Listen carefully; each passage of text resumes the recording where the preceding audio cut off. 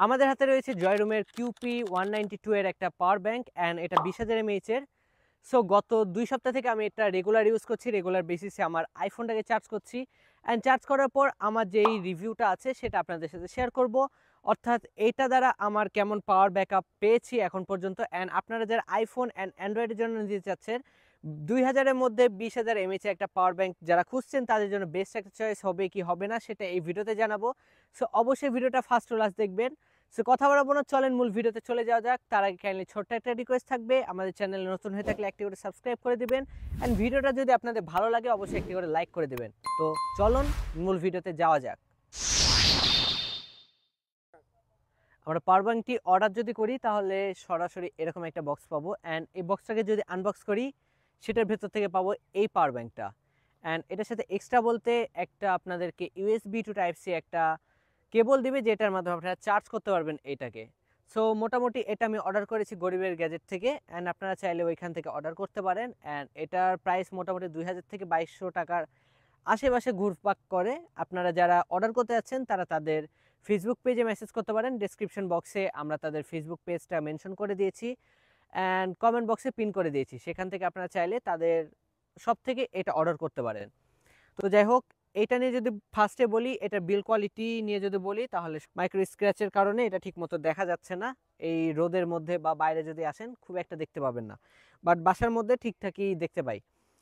তাছাড়া এটা নিয়ে যদি বলি, এটার যে প্লাস্টিকগুলো আছে সাইড ফ্রেমে এগুলো মোটামুটি খুব একটা খারাপ না, খুব একটা যে হাই কোয়ালিটি ফুল প্লাস্টিক সেরকম না। সো এখানে আপনারা দেখতে পাবেন ইউএসবি টু আপনারা ইউএসবি যেটা পোর্ট থাকে সেটা এখানে ডাবল একটা ইউএসবি পোর্ট আছে, তার সাথে একটা মাইক্রো ইউএসবি আছে অ্যান্ড এটা হলো টাইপ সি। মানে মাইক্রো যেটা আছে সেটা ইনপুট হিসেবে ব্যবহার করা হয় and type C input output দুইটাই, অ্যান্ড যেগুলো আছে ইউএসবি সেগুলো দুইটাই কিন্তু আউটপুট হিসেবে ব্যবহার করা হয়। সো যাই হোক, মোটামুটি এই ছিল এটার বিল কোয়ালিটি। এখন যদি এটার ভালো দিক সেটা বলি, প্রথমটাই হলো 22.5 ওয়াটের একটা ফাস্ট চার্জিং সিস্টেম আছে এটাতে। অর্থাৎ আপনারা এটা দিয়ে যখন আপনারা ফোনকে চার্জ করবেন তখন দেখা যাবে এটা 22 পয়েন্টে একটু ফাস্ট চার্জ আপনারা এটা দিয়ে করতে পারবেন, যেটা দিয়ে তুলনামূলক আমার ফোনটা আমার যে নর্মাল চার্জার আছে সেটার তুলনায় অনেক ফাস্ট চার্জ করতে পারছিলাম। আরেকটা বিষয় হলো এটা অনেক লাইট ওয়েট, মানে অন্যান্য যে সকল পাওয়ার ব্যাংক আছে সেগুলোর তুলনায় লাইট ওয়েট অ্যান্ড খুব ইজিলি আমি পকেটে ক্যারি করতে পারি, যার কারণে এই জিনিসটা আমার কাছে খুব ভালো লেগেছে। অ্যান্ড তাছাড়া ভালো দিক বলতে গেলে এটা মোটামুটি আপনাদের অ্যান্ড্রয়েড বা আইফোন দুইটার ক্ষেত্রে মোটামুটি ভালো, একদম এমএফআই সার্টিফাইড পাওয়ার ব্যাংকগুলোর মতো না, তবে খুব একটা খারাপ না বা খুব একটা যে এক্সপেকটেশনের বাইরে গিয়ে যেটা ভালো হয় তেমন ভালোও না। সো মোটামুটি ভালো, চালানোর মতো। সো এখন আমরা বলবো এই যে পাওয়ার ব্যাংকটি আছে এটার কিছু খারাপ দিক, নেগেটিভ দিক। সবার প্রথমে বলবো আইফোন ইউজার যারা আছেন তাদের জন্য কিন্তু লাইটনিং পোর্ট দিয়ে আপনাদেরকে, অর্থাৎ লাইটনিং কেবল যেটা আছে সেটা দিয়ে আপনাদের আইফোনটাকে চার্জ করা লাগে। কিন্তু সবথেকে বড় সমস্যা সেটা হলো আপনারা এখানে লাইটনিং পোর্ট পাবেন না, অর্থাৎ লাইটনিং আপনার যে কেবলটা আছে সেটা দিয়ে এটাকে চার্জ করতে পারবেন না, যেটা আমার কাছে সবথেকে খারাপ লেগেছে।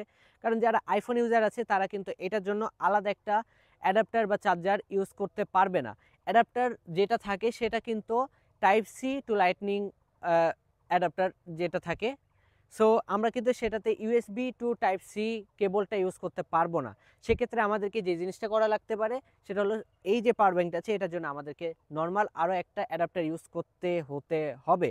মানে বাসায় যদি কারো অন্য ডিভাইস যদি না থাকে, দেখা যাচ্ছে শুধু আইফোনই আছে, তাদের জন্য কিন্তু অনেক বেশি প্যারা এই জিনিসটা। আমার বাসাতেই যেমন খুব একটা বেশি চার্জার ছিল না অ্যান্ড্রয়েডের, সো আমার বাসায় কিন্তু একটা 10 ওয়াটের একটা অ্যাডাপ্টার আছে, সেই 10 ওয়াটের অ্যাডাপ্টার দিয়ে এটা যে চার্জ করতে গিয়ে আমার মোটামুটি 9 থেকে 10 ঘন্টা সময় লাগছে, যে জিনিসটা আমার কাছে মনে হচ্ছে অনেক বেশি হিউজ।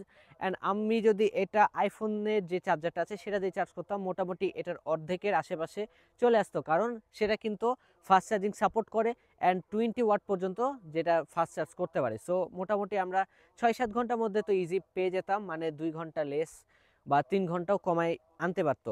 সো এই জিনিসটা সব থেকে আমার খারাপ লেগেছে।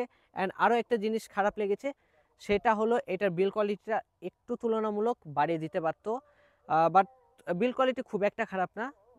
তাছাড়া তেমন একটা খারাপ দিক এটার নাই।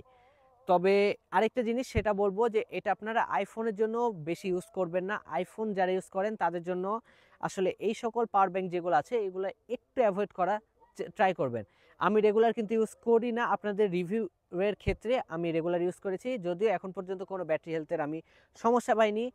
সো আমি বলবো যারা আইফোন রেগুলার ইউজ করেন তাদের জন্য, রেগুলার ইউজের জন্য না, এটা আপনারা টুকটাক যখন কোনো ট্যুর দিচ্ছেন বা ইলেকট্রিসিটি নাই তখন আপনারা ইমার্জেন্সিতে এটা ইউজ করবেন, বাদ বাকি সময়গুলোতে এটা অ্যাভয়েড করবেন।